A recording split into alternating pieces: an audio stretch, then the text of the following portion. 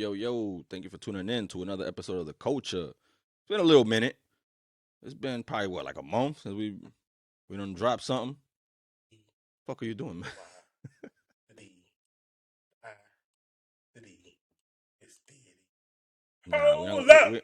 Hold up. No Diddy, no doubt. We ain't talking about Diddy today, though. I know. Shout out to the Culture crew, man. Staying loyal to us and being patient. You know, we've had some things going on in our personal lives that prevented us from recording, but we back. We're going to try to flood y'all with some content for the next few weeks. Check out the website, theculture.one. Mm-hmm. And real quick, yo, I know a lot of people don't like to read these days, but for those of you who do, we got a blog on the website, theculture.one. You know, there's some content on there, some good articles that y'all could read. Again, for those that like to read. I don't know that many people that do like to read. This generation doesn't fucking read anymore, but it's not a ringing endorsement. Like for y'all that can like to read or can read. It's for the ones that like to read, because the ones that don't are just gonna ignore that public service announcement. You know what I mean? No, because I have that call to action. It's not that. I have this argument with your sister. She loves to read, right? And I do too. But I tell her I've never ever once in my entire life owned an ebook. I can't listen to a book. I have to read it. A lot of people I know don't read books. They just listen to them. Facts. That's it. And they tell me to do that, and I'm like, I don't feel right listening to it, because you're not gonna learn the words. You're not gonna expand your vocabulary by listening to somebody else pronounce words for you. Like, you have to look at it. I don't know. That's how I feel. Like, I gotta look at the words, see how it's spelled, see what kind of context is being used. But maybe that's the idea and the path that you're missing. That some of the things that you write, you should just do an audio file of it and just do it that way. Lazy motherfuckers. It might make it easy for us. So sometimes you just want to hear it and so on and so forth. It's like when someone, it's like when you're reading a horoscope and then someone's telling it to you, like, yeah, this shit easier, dog. It like, hits different. Yeah, like, yo, so what's happening in my sun, moon, rising, my G? And like, I ain't gotta read through the shit. They just tell me, like, so that might be an opportunity for you. Like, sometimes if it comes to your mind, like, maybe just take your phone and just hit record and just say it, and then like play it back. Like, I can type this out, or I can just send it off like that. Let people listen to it. Never know. All right, man. We're in April 2024. A lot of things has happened since last time we came on. Cody finished his story. Shout out to the American Nightmare, Cody Rhodes. I'm wearing his daddy's t-shirt. The American Dream, daddy. That's still not the greatest Wrestlemania ever, though. Probably not. But it's the best one in a long time. I wanted him to lose, though. Because you like them villains. No, I wanted him to lose and get it on Raw. You like the villain to win. No, I do like the villain to win, but it's like 50 Cent said, I watch gangster flicks and root for the bad guy. Turn it off before then. Because the bad guy died. I'd rather him win that Raw. It was just because I really want to piss those Philly fans off. because the WrestleMania is for like the casuals. The Raw after WrestleMania is for the hardcore fans. Those are the ones that come week to week, watch all the programming, go see like the road shows, the house shows, stuff like that. Those are the ones that deserve to have that moment. Not that big ass stadium. And the problem is that because it's in a stadium, actually, two people I know went to it. And they said the way it is on TV, it failed in comparison to how it sounded like that. When those lights cut off and Taker came on, as loud as it sounded like that, they said it was worse. Like, you couldn't even hear. It was deafening. They said those lights cut out. They heard that gong, and everyone just screamed at the top of their voice. You couldn't hear nothing, but the TV didn't get it ass through. But Monday, I guess it was at the Wells Fargo Center, I'm guessing. Smaller place, hardcore fans. I'd rather him capture the belt there in front of everybody and kind of go forward with that. But was it good? I think every match... Night 2 was superior to Night 1. There's no doubt about it. But he got to finish his story. And with all the shit going on with them and Vince and his fuck shit, like, y'all got to go down a different path. And I'm glad that it's this. There's only one thing I don't like about Cody. You ever seen a Cable Guy? Yes, plenty of times. Right, you know how he kind of like talks like this. Cody does that, and it irritates me. They have a lisp. I know, but it's like his mouth is always open, like, And it's funny because there's certain words he can't say. Like when he was talking to The Rock, and The Rock said, "I'm gonna come back and I'm gonna come see you," and he told The Rock, "I'm looking forward to it. I'm looking forward." He couldn't even say the word. I'm looking forward to it. Yeah, it's so it's But his dad spoke the same way. right, but Daddy. he was this big husky country southern dude. Everything he sounded had some sauce on it. It didn't make a difference. Cody's trying to be professional, which is good. It fits what they're trying to do.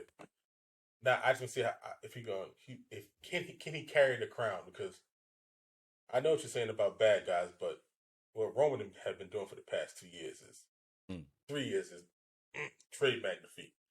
That storyline, the bloodline, everything else went along with it, that title reign. Of course, he wasn't gonna break San Martino's or Hogan's. That's impossible. Right. That's a different style of wrestling, and no one wants to wrestle that long for no.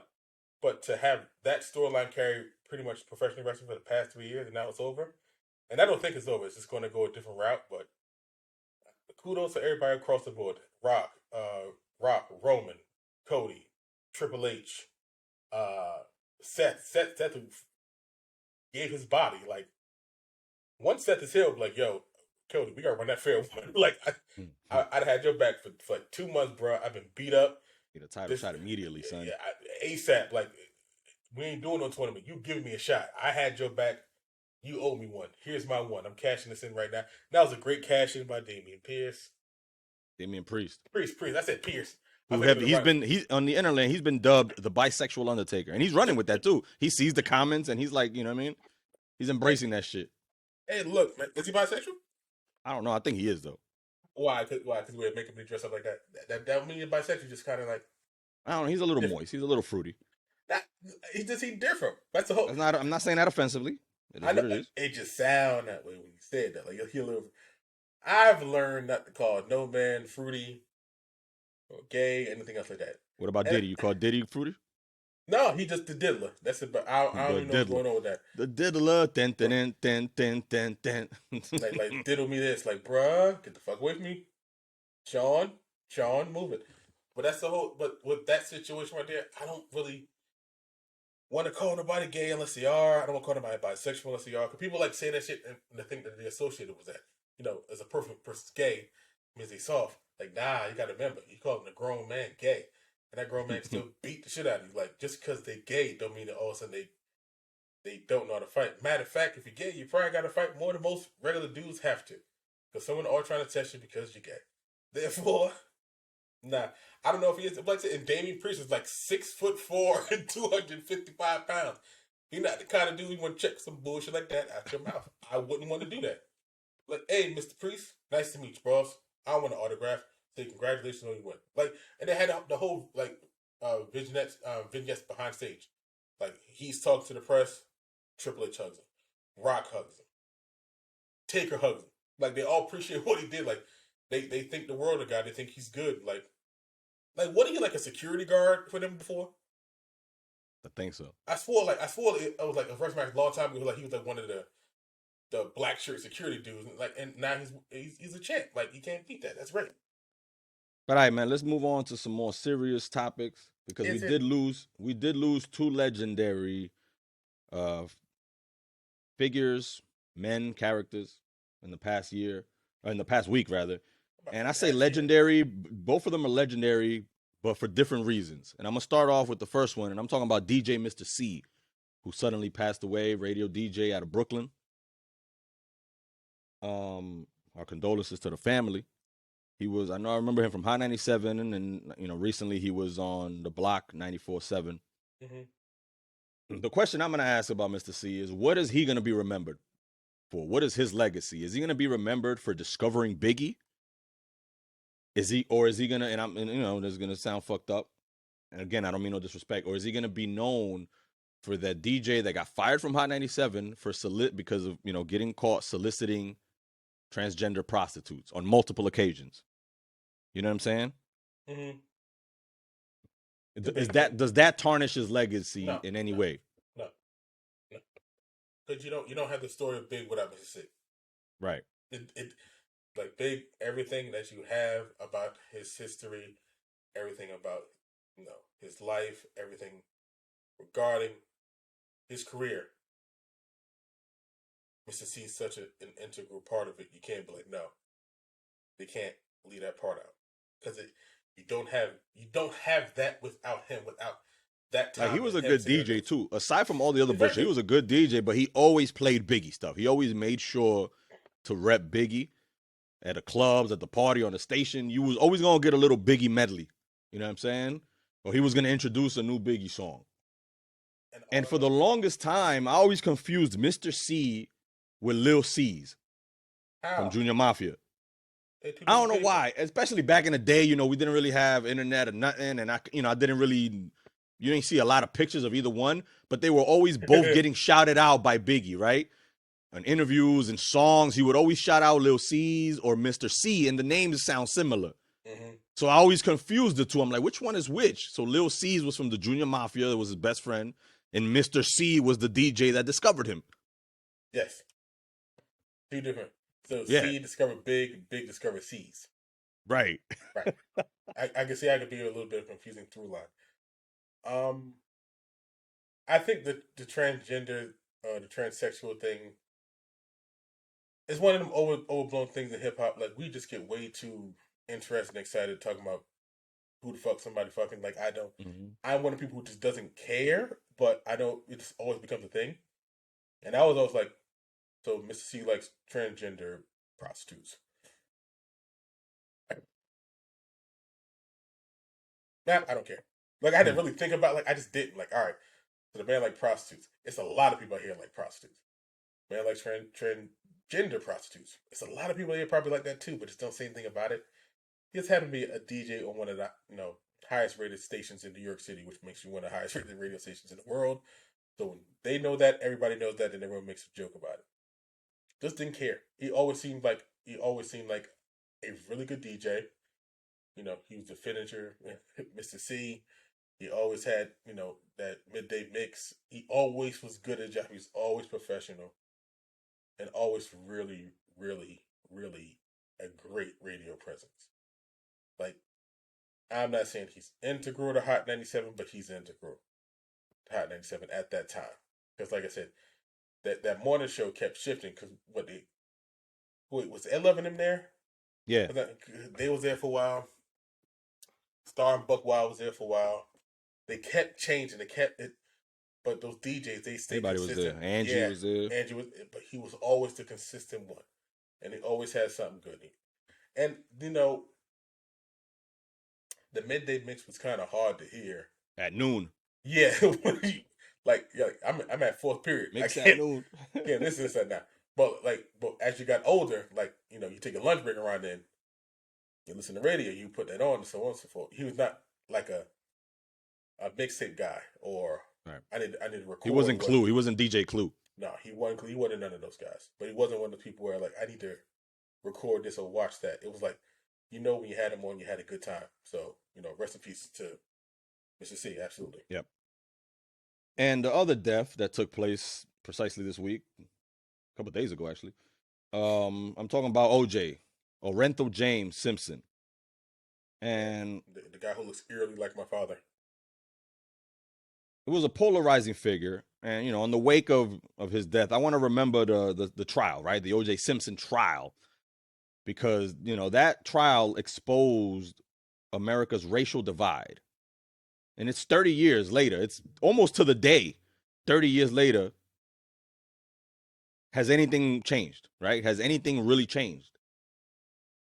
And I compare this to 9/11, and not because, I'm not saying one was more tragic than the other.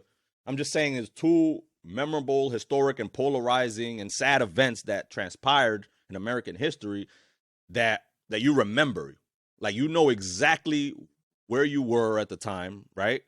Like, I could tell you exactly what was happening during 9/11. I can tell you exactly where I was and what I was doing and what was happening during the OJ trial. It was 1994. It was May of 94, and I was 10 years old. And the only reason I remember precisely the dates is because the New York Knicks were in the NBA Finals against the Houston Rockets. Right? So, and I'm 10 years old, and I'm watching the NBA Finals. I'm watching Patrick Ewing having one of the best performances of his entire career, and then they cut it off. They cut off the telecast to show us the high-speed chase between OJ and the white Bronco and the police, right? And it wasn't even really a high-speed chase. Speed is a stretch. Yeah, it was just a chase. They were just following him. A moderately paced follow. Right. Like, we not breaking the speed limit at all, right, dog. Right. It was OJ. He was getting away with shit. It was OJ, right? They wasn't throwing down no spikes on the ground. They wasn't trying to, run him off the road. It wasn't shooting at him. It was OJ. They was just following him, trying to figure out where he was going. Mr. OJ, we need to have a word with you. He goes to the crib. He going home. Man, the thing that I remember about that is that those people were quick. Them people got in them bridges with OJ run in minutes, boy. Like, oh, he on the freeway? Oh, they got their marker, like, scribble that shit up, right on the freeway, holding up signs, run, the juice is loose, run. So, I mean, I'm hesitating to say rest in peace, right? Because everything that's transpired. If anything, rest in peace to Nicole and the people that were lost. But no, we ain't gonna do that. All right. Even in death, people deserve dignity. Just saying rest in peace, because whatever pertained and followed before this doesn't matter. You're gone now. That's fair. At this point, I hope you have peace from this point forward, wherever a lot of people want to know. A lot of people want to know if he confessed on his deathbed. Shit, I ain't telling y'all niggas shit. Ain't nobody confessed to shit. I ain't tell you shit when I'm alive. I want to tell you when I'm dead. Confess what? But why you confess some shit we already know? There was a lawyer or something I recently read that he said that he believes OJ didn't physically do it himself, but he was there, right? Like he either hired the person that did it. They mentioned some killer, some serial killer guy that had murdered a bunch of people before, and they saying that, I guess he was cool with him or he knew him or whatever, or he hired him, whatever the case. And he was there with him, and then OJ got scared, or there was a scuffle. And OJ cut his hand or something, so he ran out the door. He was like, fuck this, I'm out. So he ain't actually stayed long enough to witness the actual murder. So in his mind, OJ believed that he didn't do it because he wasn't he was there at the beginning and then bailed, and he wasn't physically there when the shit actually happened. So he ain't see the rest of the shit that transpired. So he technically and physically didn't do it himself, but he had a hand in it. And I believe that. Oh, they killed them people. Let that shit go. I don't give a fuck what nobody talking about. I was gonna ask you, so he did it. Did he do it or not? Oh yeah, we know OJ did that shit. We let that shit cook because the legal system is fucked against black people. We know OJ murdered people, man. No, one of the reasons, and that's why I posed the question: has anything changed in the 30 years since? Has anything changed? Because we saw when the trial was going on, it was a lengthy fucking trial, and the news stations had the split screen, right? They had the split screens with the whites on one side, waiting for the verdict, and then they had the blacks on the other side waiting for the verdict. And it was a complete contrast when the verdict was announced of not guilty. When they said not guilty, you see the white side all fucking distraught, crying, pissed off, and you see the side with all the black folks happy as hell, right? And it wasn't even because they believed that he didn't do it or whatever, or like you said, the injustices. But it was, if you remember, the Rodney King shit had just happened not too long before that, where the 4 policemen fucked up Rodney King and then got off. It's 4 people beating the man with a nightstick talking about he resisting arrest. They fucked him up to within an inch of his life, and then they had the cops on trial, all white, of course, and they were all found not guilty, right? So the African-American community was up in arms, uproar, outraged. So I felt like, in a way, this OJ shit was like a payback. Do you agree with that? This is how they felt. Like, this is just payback. Not that we, condone what he did. Not that we're saying he's innocent or not. But this is just a win against the police. Because also, remember, there was some racist-ass cops in the whole OJ shit. Remember that shit? There was a cop using the N-word and shit like that. Yeah, Furman. Furman, racist motherfucker. He's saying some wild shit. Look, like I always tell people, ain't no fun when the rabbit got the gun. It just ain't. You can go rabbit hunting all day. Get that rabbit according to the dog pound, ain't no fun if my homies can't have none. Yeah, but that's a different story. We need to have a whole pod about how the shit we used to listen to was just wild. Like, there's a whole song about running the train. Like, dog, But anyway, this was a victory for the African American community against the legal system, the judicial system, the police brutality that was going on and still goes on today. You know what I mean? It's made to catch out more. The racist, racism that was going on and still going on. It changed a lot. It changed television. 95 million people watched that slow ride. That's as many people as watched the Super Bowl.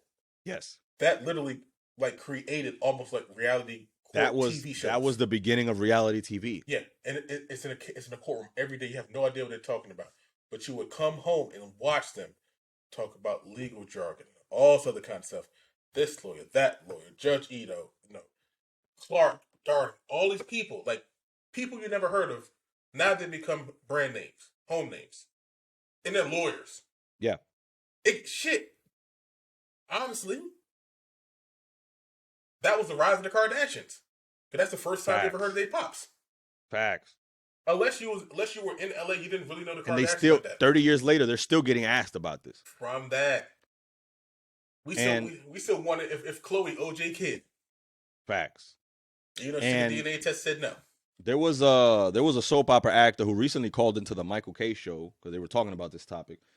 And he said that during that time, his coworkers told him this is going to be the end of us because they were switching off of the soap operas to show the OJ stuff, right? Whether it was the trial or the car chase. And, during the 80s and early 90s, there was a lot of soap operas. There was like 10, 15, 18 soap operas on TV.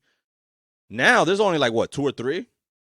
I remember General Hospital and Days of Our Lives and shit like that. Like the main ones. The classics. Right. But that's only like 2 or 3 of them. Right. There was a whole bunch of them back then. But now people are gravitating more towards the reality TV, right? Which is you go around, the cameras are following people's lives, and they sit down in front of it and they interview them. It's dumb shit, but that's what people are gravitating to. You know what I mean? It's reality based. It's still bullshit and scripted and fake, but it's reality based. It's quick dosages of shit. You know what I mean? And microwave era shit. Quick 20, 30-minute episodes. You get your fix. It's soap operas with cheaper actors. Right. It's still scripted. We know how this is going to end. We know how to right, but it makes you feel like you're seeing a glimpse of somebody's real life, right? Well, correct, but it's not that. But that wasn't. But that's the whole thing. But that's that what the OJ shit in the courtroom wasn't scripted. Like he's on trial for his life. These weren't actors. These were real professional lawyers. But the way they framed it, filmed it, cut it, it made it seem like it's more action packed than it is. You ever been on jury duty?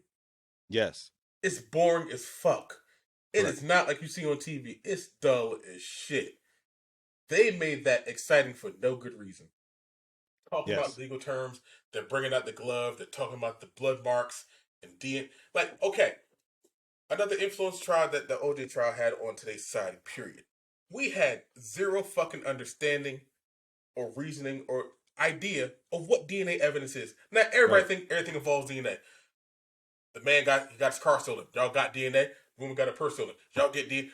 It doesn't work that way, goddammit. DNA is not a thing like that. We just we pop it on and off. We know who's killing. Look for them fingerprints. You better go through that car and find a strand of hair. They introduced that. Now the shit's going wild. Somebody steal your car. You ask them, did y'all check the car for fibers?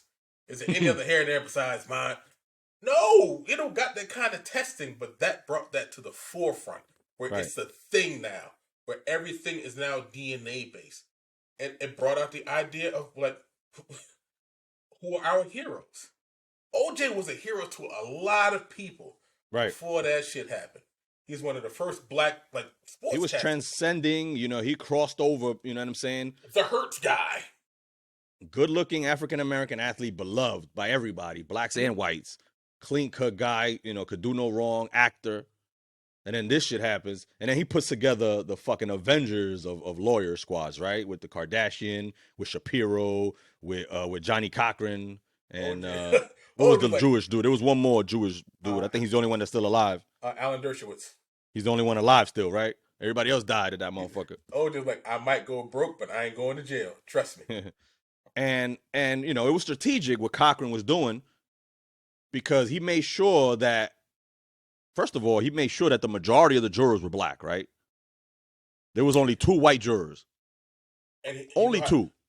He knew how to weigh the scale. And those were the only two jurors. The two white ones were the only two that kept saying he's guilty.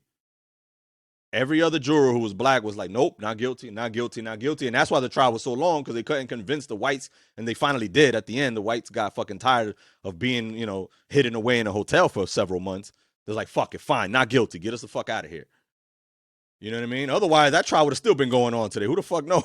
Honestly, it's the problem that you have with a situation in a trial like this is that, and that's the thing, OJ was moderately famous. Not explicitly famous, moderately. Like, you knew him. But it's because your parents knew him because he was a great running back, or your parents' parents knew him. No, let's go that way. Your parents' parents knew him because he was a great running back. Your parents knew him because probably the guy from the Hertz commercials. If he was black, you knew him because he was in Roots and he was some other shit. And if you like movies, he was in the Naked comedy, Gun movies. The Naked Gun, yeah. Right. With Leslie Nielsen. Right. He wasn't great, but he was a great. I'm not going to lie. He's probably in the top 5 of greatest running backs of all time. If you watch OJ run, I'm not lying. Trust me. But we're not talking about his athletic ability. We're talking about one night, 2 people. One is ex-wife, one the guy dating, somehow end up stabbed to death. That there's a trail of blood leading from where your ex-wife's home is, at least to your car, and then you go on a slow speed chase. Sounds kind of productive saying it that way. You go on a slow speed chase to go home.